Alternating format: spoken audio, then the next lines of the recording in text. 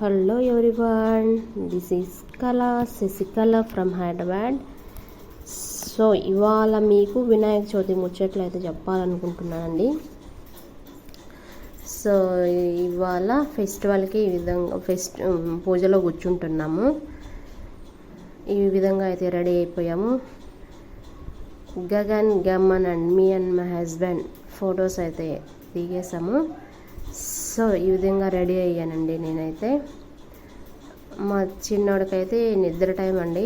So నేను ఈ విధంగా కొప్పేసేసుకున్నాను. అండ్ మా చిన్నోడైతే చాలా బాగా సపోర్ట్ చేశారండి. కింద చిన్నోడిని పూజ దగ్గర అయితే అక్క వాళ్ళు అన్న వాళ్ళు ఎత్తుకున్నారు, మంచిగా ఉన్నాడు. సో నేను ఈ విధంగా అయితే దేవునికి మంచిగా దండం అయితే పెట్టేసుకున్నాను, అందరూ మంచిగా ఉండాలనేసి.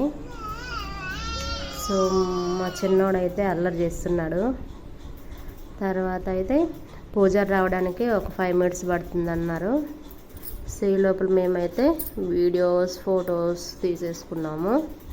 మా గల్లీలో గణేశుడు అయితే ఈ విధంగా రెడీ అయిపోయి ఉన్నాడు. సో మేమైతే ఇవాళ పూజలో అయితే కూర్చున్నాము. మంచిగా పూజ అయితే స్టార్ట్ అయిపోయింది. సో పూజారి గారు టెంకాయ అయితే కొట్టేయమన్నారు. సో పంచామృతం అయితే చేసేసుకున్నాము. కొబ్బరి నీళ్ళు అయితే గణేషుని మీద అయితే మంచిగా జల్లేసాము. సో ఇంకా అక్కడ కొంతమంది గణేషుని తెచ్చిపెట్టారు కదా, సో వాటికి కూడా చల్లేయమన్నారు మంచిగా. నేనైతే జల్లేసానండి. సో ఇవాళ అయితే చాలా హ్యాపీగా ఉంది. మంచిగా పూజలో కూర్చున్నాం. నేను మా ఆయన 11 సార్లు అయితే హారతి ఇచ్చేసాం గణేషుణ్ణి. 11 సార్లు అయితే దిప్పమన్నాడు పూజారి గారు.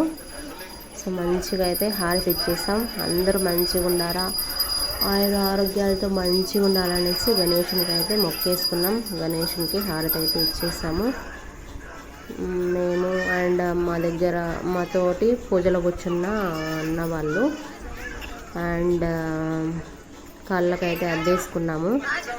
మంచిగా చాలా హ్యాపీగా ఉంది ఇవాళ అయితే పూజలో కూర్చున్నందుకు. సో ఇదండి మా గల్లీలోని గణేషుని ముచ్చట్లు. సో ఎలా ఉంది కామెంట్ చేసేయండి.